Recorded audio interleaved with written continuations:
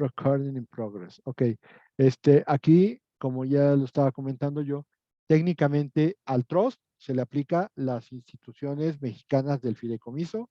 Técnicamente es lo mismo. Tal vez en alguna laguna que tenga la ley mexicana puedo aplicar la extranjera o viceversa. En alguna laguna que tenga la ley extranjera puedo aplicar la mexicana, pero hay forma de poderle aplicar. En este caso, pues ahí es cuando tenemos una institución que es parecida. Pero ¿qué pasaría si estamos hablando de una institución desconocida, pero que no tiene ningún parecido con las normas mexicanas? Bueno, pues ahí es labor del juez ubicar cuál es la figura que se parece más a la que estamos hablando, o de la figura que estamos hablando. Técnicamente, en el matrimonio poligámico, que no existe un matrimonio poligámico en México, no hay un establecido en el Código Civil, a menos que alguien que de veras trabaje en civil me diga que sí hay. No hay ninguna institución en materia civil que hable estrictamente del matrimonio poligámico. Por lo tanto, ahí hay una institución desconocida y no hay ninguna figura que se pueda parecer al matrimonio poligámico. Ojo, ¿qué va a suceder? Bueno, la lógica te indica, pues tiene que ser la que se parezca más. Por eso yo decía, si es de reconocer el matrimonio, no se puede reconocer. Si es que hay el marido se murió y hay que darle, buscar la solución en una sucesión legítima, pues aplica la del concubinato. Ante varias concubinas, ninguna es cónyuge supérstite, ninguna es concubina supérstite, y entonces se heredan los hijos. Punto. Entonces se acabó. No hay mayor problema. Y entonces, ¿qué estás haciendo? Solucionando el caso específicamente con las condiciones que tú tienes en tu propia ley. Así las cosas, lo que vamos a entender por la institución desconocida es que tiene estas dos vertientes. Cuando hay una norma parecida en México o cuando no la tiene. ¿Ok? Muy bien. Estoy compartiendo y voy a dar el siguiente paso. Nada más que como no aparezco en cámara, por eso no los puedo ver a ustedes. Sin embargo, voy a seguir como si los estuviera viendo. Ocupen ustedes su micrófono para hacerme o llamarme la atención en algún momento. Ya vamos a punto de acabar. Ok. Obviamente, cuando ya pasamos por todos estos pasos, brinco y brinco y brinco, llegamos a la aplicación del derecho extranjero. La aplicación del derecho extranjero tiene problemas teóricos y tiene problemas prácticos. Cuando hablamos de problemas teóricos, estamos hablando necesariamente de que hay dos teorías que pueden ayudar a que nosotros podamos aplicar el derecho extranjero con la mayor seriedad posible. La primera se llama teoría inglesa, que habla de que el derecho extranjero es un hecho en el proceso. Los hechos en el proceso se prueban, pero aquí viene un problema. ¿Cómo puedo yo saber que un derecho es en realidad el que debo de aplicar?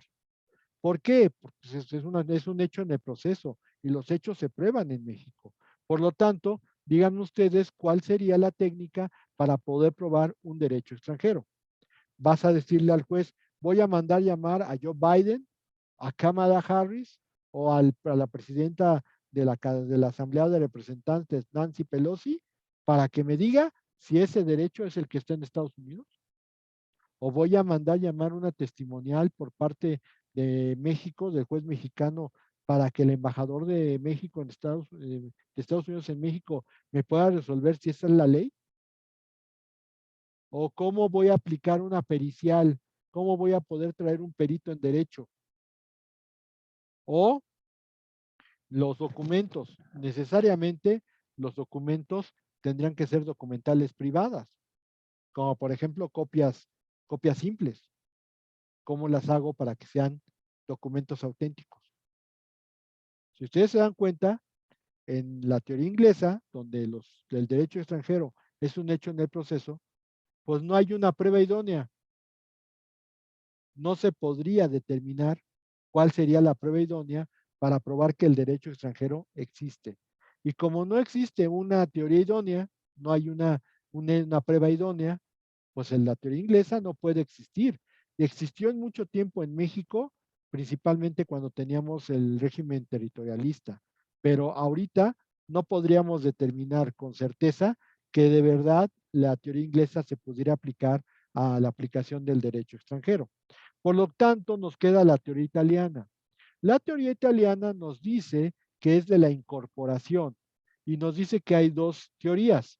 La teoría que dice que cuando el juez aplica una norma extranjera, crea una norma en el sistema, que teníamos que llamar la teoría de la legislación o legislativa, o que el juez, cuando aplica la norma extranjera, está nacionalizando esa norma para incorporarla al sistema jurídico nacional.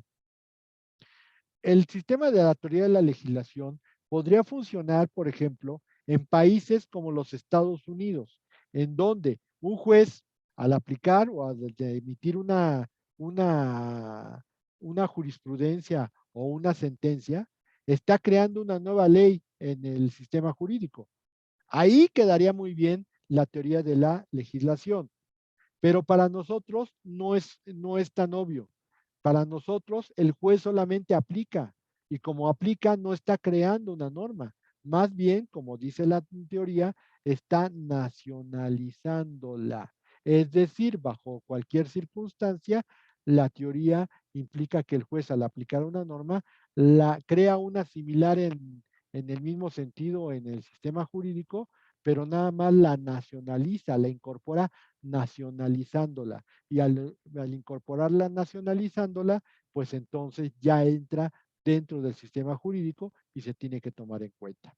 Esa teoría de la nacionalización, yo creo que es la que se aplica perfectamente a México. Por lo tanto, aplicando esa teoría inglesa, teoría italiana o de la incorporación en su rama de teoría de la nacionalización, resolvemos el problema teórico que implica la aplicación del derecho extranjero. Esto es muy interesante porque ya una vez resolviendo los problemas de la teoría, vamos a los problemas prácticos. Y los problemas prácticos deben de ser necesariamente qué derecho voy a aplicar. Bueno, ¿cómo consigo una fiel obtención de el texto, sentido, alcance e interpretación del derecho, además de su vigencia? Bueno, pues aquí tenemos 4 sistemas para poder, este, para poder conseguir el derecho extranjero. La primera se llama affidavit o es la vía de un abogado natural. ¿A qué me refiero con abogado natural? Un abogado de la nacionalidad del derecho que estamos queriendo aplicar. Es decir, si estamos queriendo aplicar derecho español, pues de un abogado español. Si estamos queriendo aplicar un derecho canadiense, pues un abogado de Canadá. La explicación es muy sencilla, jóvenes. O sea, ¿quién te puede dar una interpretación más completa, más cercana a la realidad, más en el sentido de alcance y vigencia y de interpretación que la persona que lo aplica todos los días? En este caso, un abogado. Bueno, pues el affidavit o certificado de costumbre es un documento que te expide un abogado natural del país cuyo derecho quieres ocupar, en donde te va a explicar cuál es el texto de la ley, cuál es su interpretación jurídica, jurisprudencial, cuál es el alcance que puede tener este derecho y sobre todo si es ley vigente o no es ley vigente o por lo menos pudo haber estado vigente al momento de realizarse el acto jurídico que se está peleando. Casos de nulidad o inexistencia. Esa sería la tónica del manejo de un abogado o de un affidavit. Señores, todas tienen conveniencias y todos tienen inconveniencias. Las conveniencias de es que es un documento más ágil, te va a explicar cómo se aplica el derecho extranjero porque te lo está explicando un aplicador del derecho y pues quizá uno de los que menos es que seguramente te lo tendrá listo en 10 horas. No creo que pueda gastar más tiempo en tratar de explicar una figura jurídica más que 10 horas.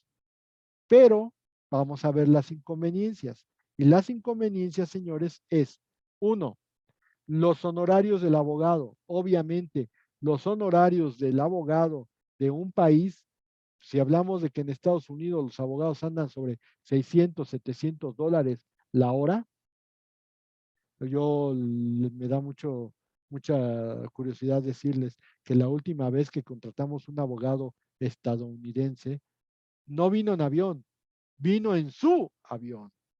Es decir, ganan también que tienen un estándar de vida bastante alto. Y obviamente, pues no te van a cobrar cualquier cosa. Si vamos a pensar que cobran lo menos 600 dólares y le van a meter 6, 10 horas por de trabajo, pues entonces ahí tienen que multiplicar 6,600 por 10 y van a ser cerca de 6,000 dólares. A eso lo multiplicamos por 20 pesitos, que es lo que cuesta cada dólar, pues ahí tendremos como la cantidad de unos 120,000, no, unos 12,000 pesos, y hasta eso se me hace barato. Yo creo que sería más bien como 120,000, ¿no? A ver, aprovechando que tenemos ahí la maquinita esta. Aquí está. Entonces, 6,000 por 20.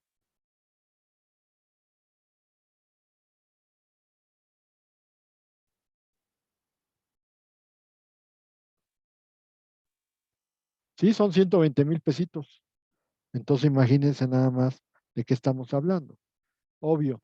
También uno de los inconvenientes que pudiera tener esta solución es que el abogado te lo va a emitir, te va a emitir el certificado de costumbre o la affidavit en su idioma, de tal modo que tendrás que hacer lo propio para la traducción. Y haciendo lo propio por la traducción, pues hay que considerar pagarle los honorarios al perito traductor. Eh, Esos son los principales inconvenientes que yo veo. Obvio, el costo, pues, si es conveniente o inconveniente, pues tú lo vas a reflejar a tu cliente. Pero si vas a pedir una affidavit para una persona que gana salario mínimo y de pronto le dices que está endeudada con 120,000 pesos, pues te va a mandar a volar. Y obviamente no es lo más conveniente. De manera que yo tendría que decirles, ustedes tienen que valorar, según el sapo, la pedrada. Y de acuerdo con esto, ustedes tendrían que valorar si vale la pena. Tal vez si voy a ganar 40 millones de dólares, pues que yo gaste 6,000 en una affidavit podría ser funcional. Pero, pues la verdad es que si voy a ganar 10,000 dólares y le quiero meter 6,000 de affidavit, pues no tiene caso. ¿Ok? Ahí tienen que valorarlo y hacer lo necesario para poder quedar bien con el abogado y bien con el traductor y que no les repercute a ustedes. Ustedes no tienen por qué pagar cosas que no les convienen o que no les van a beneficiar. La segunda vía, que estamos aquí, es la vía de Secretaría de Relaciones Exteriores. En la Secretaría de Relaciones Exteriores, a través del cuerpo diplomático y consular, les pueden conseguir todas las leyes de todos los países con los cuales México tenga relaciones o diplomáticas o consulares. Uno de los puntos de ventaja que tenemos en este sentido es que es muchísimo más fácil conseguir la ley porque la Secretaría de Relaciones Exteriores seguramente no les va a cobrar más de lo que es conseguir las copias fotostáticas. A lo mejor les cobra unos 3,000 pesos por lo que hicieron en el consulado o en la embajada, pero técnicamente con 3,000 pesos ya tienen ustedes el derecho extranjero. Eso es, digamos, los convenientes. Sin embargo, hay inconvenientes. Primero, la Secretaría de Relaciones Exteriores es un organismo burocrático. O sea que si tú quieres meter la demanda para mañana y apenas le hiciste la petición a la Secretaría de Relaciones Exteriores, pues mañana no la vas a meter. Vas a tener que esperarte por lo menos unos 3 meses para que te manden el derecho. Segundo inconveniente, seguramente te lo van a conseguir, pero van a conseguir el derecho estrictamente en el idioma. Por lo tanto, tienes que conseguir a un perito traductor que te traduzca la ley y después tienes que meterle tú el sentido jurídico. Es decir, tienes que buscar el sentido, alcance y vigencia y del derecho. Por lo tanto, tú tienes que hacer más chamba. Ahora, pues definitivamente la Secretaría de Relaciones Exteriores te puede conseguir lo que sea, pero siempre y cuando sean países con los cuales México tenga relaciones diplomáticas. Yo puedo presumir que casi con ningún país tiene problemas México, pero siempre no faltará algún país con el cual no tengamos relaciones diplomáticas y a lo mejor ahí sí está complejo. ¿Ok? La tercera vía, que es esta, la Secretaría de del Instituto de Investigaciones Jurídicas. El Instituto de Investigaciones Jurídicas tiene dos formas. Una es que por medio de su página de internet hay un icono que se llama Navegador Jurídico Internacional. Si tú le das al Navegador Jurídico Internacional, entonces la UNAM, el instituto, a través de todas las universidades y todos los sitios oficiales de todos los países con los cuales la universidad tenga relaciones, vas a poder conseguir el derecho que quieras. Ahí el problema, ¿cuál es? Tu problema es que tus nachas se te van a hacer de aspirina. ¿Por qué? Porque vas a estar un montón de tiempo sentado buscando las leyes. Dos, vienen en el idioma natural, así que tendrías que pensar en que tienes que saber hablar inglés o por lo menos interpretar el inglés para poder entrar a páginas en inglés. Pero si vienen en finlandés, pues necesitas tener a alguien a la mano para que te pueda traducir cuestiones del irlandés al momento.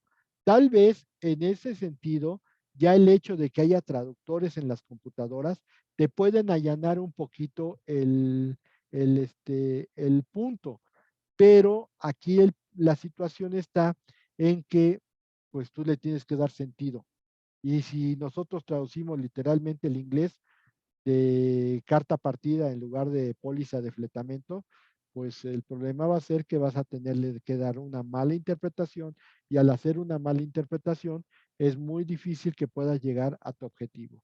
Mi consejo es que consigan su diccionario inglés, español, técnico sobre términos legales, para que entonces alguna cuestión que no te resulte tan cierta, pues entonces le puedas dar la interpretación que tú consideres. Son pocos, pero sí hay. Y la verdad es que con esos diccionarios técnicos puedes hacer las traducciones que quieras, siempre y cuando las puedas traducir al inglés. Ahora bien, otro problema que se puede generar con el Instituto de Investigaciones Jurídicas es que el propio instituto te puede hacer la investigación. Hacer la investigación hace muchos años costaba $40 la foja, es decir, la página te costaba 40 pesos. Hoy difícilmente creo que la bajen de 100. Y entonces, si te hacen un estudio de 200 páginas, pues multiplícalo por 100 y entonces te va a salir lo que va a ser el costo de la investigación. Pero ellos te hacen toda la investigación que tú quieras. Entonces, ahí tendrías que considerar que a lo mejor es buena opción, pero te va a salir no tan caro como una affidavit, pero sí te va a salir caro. Entonces, ahí tenemos la vía del Instituto de Investigaciones Jurídicas, donde hay esos convenientes o inconvenientes. Y por último, la vía del experto, es decir, contratar a un experto en derecho internacional privado, el cual, en virtud de que son sus alumnos y que tomaron la clase con él, les hará un pequeño, no pequeño, un minúsculo descuento para hacer un trabajo que implicaría que prácticamente crear un affidavit para poder presentarlo ante la autoridad judicial. Aquí, ¿cuáles son las ventajas? Tu relación con el experto podría ser muy cercana. Eso es algo muy bueno. Pero el costo tal vez no te salga tan caro como es la del Instituto de Investigaciones, pero tampoco te va a salir tan barata como como, no sé, que tú lo hagas por medio de la Secretaría de Relaciones o que tú lo hagas por medio del Internet. O sea, tendríamos que trabajar muy cerca, muy juntos, para poder saber a qué es lo que tú quieres y bajarte toda la información. Ahora, yo la verdad es que yo ya no les creo a los alumnos, porque siempre me dicen que me van a contratar y cuando me llegan a decir algo de, ay, búsqueme tal derecho, búsqueme tal otro, siempre me dejan con la información en la mano y ni siquiera me la pagan. Entonces, la verdad es que ya hace mucho tiempo que yo ya no hago esos favores porque pues a la mera hora ni les cobra a uno y al final de cuentas lo dejan a uno con el trabajo en la mano y ya ni siquiera el esfuerzo de haber buscado la información. Me ha pasado 3 o 4 veces y por eso ya no hago ese tipo de cosas, a menos que de verdad sean ustedes muy serios y que de alguna manera la información que vamos a manejar le sirva, porque definitivamente ya no podría hacerlo de esa manera. Así las cosas, aquí se termina la unidad 8. Vamos a ver si ya puedo iniciar mi cámara. Ya puedo iniciar mi cámara. Ok, y entonces, pues estamos abiertos a las preguntas. Vamos a ver qué tan curiosos están el día de hoy. Nos quedan, a ver, déjenme ver cuánto nos queda. 22, nos faltan 18 minutos, muy buenos para que les pueda desahogar cualquier duda. A ver, digan, manitas levantadas o por el chat. Ok, ya viene la primera. Dice aquí, Nicole Miranda, profesor, ¿podría volver a explicar el fraude a la ley, por favor? Es cuando tú manejas los puntos de contacto para lograr un resultado que no podría obtenerse de manera normal. Lo que hacemos, por ejemplo, lo que hacían los señores en los divorcios al vapor, no se podían divorciar en su país. Lo que hacían era moverse a México y utilizar los puntos de contacto a su favor para obtener un resultado que no podrían haber obtenido si aplicaban el derecho normalmente aplicable. ¿Sí? Entonces, cuando se pasa eso, el principio mexicano es, hay un empleo artificioso de los puntos de contacto. Ese manejo artificioso ocasiona violaciones a principios fundamentales de derecho mexicano y aquí el juez tiene que identificar la intención fraudulenta, porque si el juez no le encuentra la intención fraudulenta, pues no puede aplicar el concepto de fraude a la ley, pero pues, normalmente se obtiene. Por de pronto me viene un muchacho a decir, es que me quiero divorciar de mis 3 esposas. Ah, Chihuahua, ¿por qué 3 esposas? Ah, es que me fui a Arabia Saudita y me casé con 2 mexicanas y una árabe allá. ¿Se vale? No se vale. Ahí hiciste un empleo artificioso de las normas para obtener un resultado que aquí no podrías manejar. Aquí hubieras tenido que ser tu esposa y 2 amantes, pero pues, tú resolviste que era más fácil irse allá y casarse por esa norma que existe allá, que estás haciendo fraude a la ley. No sé si le quedó claro, Nicole, ahí por favor me dice. ¿Qué más? Segundo Pérez.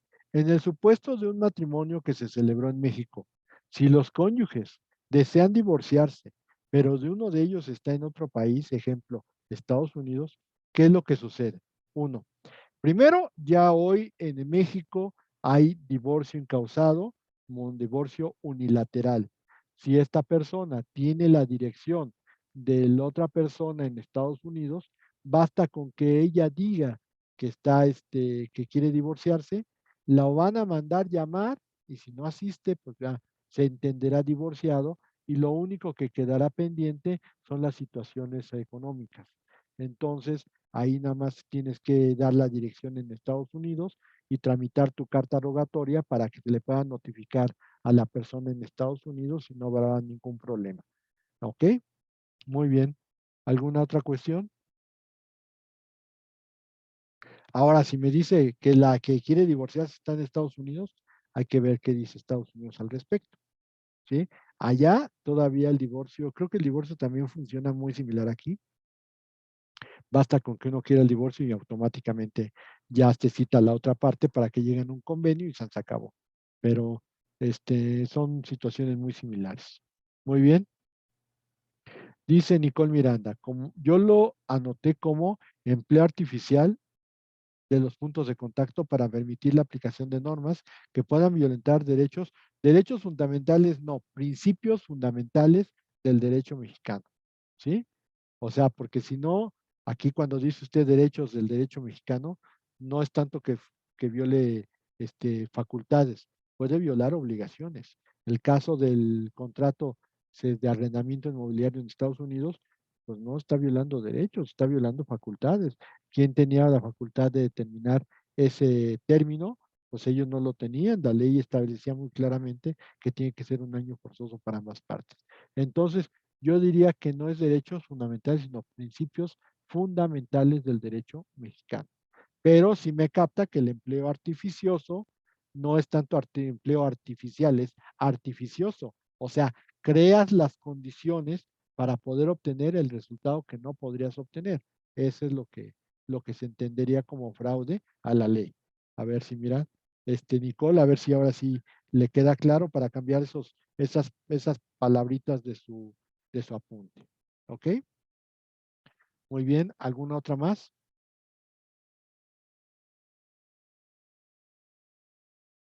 Ok. ¿Alguna otra más? Levanten la manita si quieren preguntar algo. Ayer me pareció muy buena onda del maestro Galván, que a algunos les contestó después de la conferencia, se puso a contestarles en las dudas que tenían en el chat. Si alguno no lo ha revisado, la verdad es que se puso a contestar todas y cada una de las preguntas que venían en el chat y volvió a retomar algunos puntos. Ok, sí, sí, sí, sí, la verdad. Y no tiene sacada, ¿eh? Se ve canijo cuando empieza, pero bueno, ya después se portó muy amable el maestro. Ok, este, ¿alguna otra pregunta más? Señores, nada más les quiero comentar, para el caso de ordenación, pues se tienen que aprender todo el diagrama. En los apuntes, ahí viene toda la explicación completa, también paso por paso, y voy cambiando las diapositivas paso a paso, para que entonces no se pierdan y entonces puedan resolver esa ordenación de acuerdo al criterio que les puse. Entonces, sí tienen que ver y tienen que revisar eso. Otra cuestión bien importante es que hay que contestar los cuestionarios del 5 al 8. No es que les vaya a hacer, pues les va a preguntar exactamente esas preguntas, pero es un marco conceptual.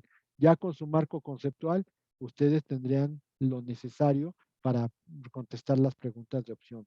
Entonces, yo les sugeriría que hagan lo posible por empezar a hacerlas y de preferencia que las hagan en equipo para que si hay alguien que opina distinto, pues también lo aprendan. Ah, Chihuahua, ¿tú por qué pones esto? Ah, porque esto y esto y esto, y dijo el maestro esto y esto. Ah, ok, muy bien, lo complemento. Eso es muy importante. ¿Ok? De otra situación, el miércoles que empezaríamos los sistema de conflictos de competencia judicial, pues me volvieron a poner otra conferencia el miércoles, perdón, pero ahí no voy a quedarme, es con Eleazar Rubio, el diputado de la Ciudad de México, el que dijo que no estaba suficientemente informado. Va a echarse otro rollo sobre la situación de los contratos leoninos de las compañías de luz. Yo la verdad es que yo necesito estar con ustedes porque ya estamos en la última parte y tengo que apurarme para ver si podemos en algún momento, en lugar de dejar el examen hasta el 18 de junio, a ver si lo podemos adelantar un poquito. Entonces, yo me quiero venir a dar clase con ustedes. Ese día, lo más seguro es que nada más voy a hacer la presentación y me borro. Así como le hice con la del hoyo, que tenía clase, pues lo mismo voy a hacer con esta, voy a presentar y me borro porque voy a estar con ustedes.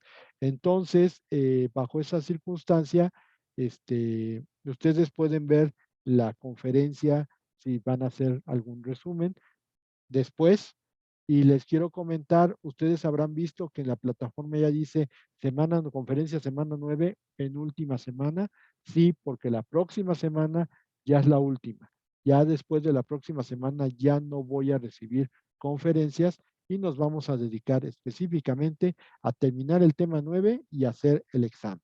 Entonces, bajo esas condiciones, sí es muy importante que lo tengan presente, que la próxima clase a lo mejor no entro exactamente a las 6 de la tarde, pero sí voy a llegar como a las 6:15 para reiniciar la clase, pero ya voy a haber presentado al diputado López Rubio Aldarán para que yo ya me quede con ustedes.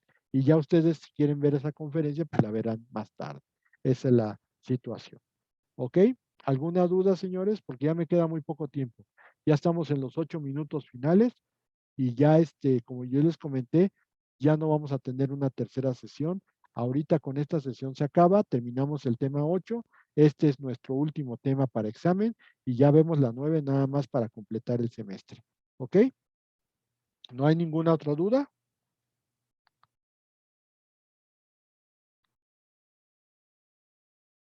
Hablen ahora o callen para siempre.